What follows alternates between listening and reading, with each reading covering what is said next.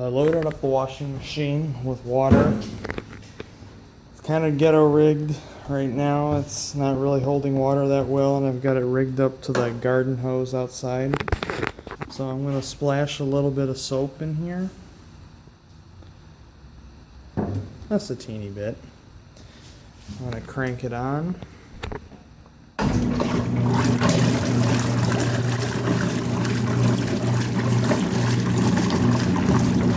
Look at those suds.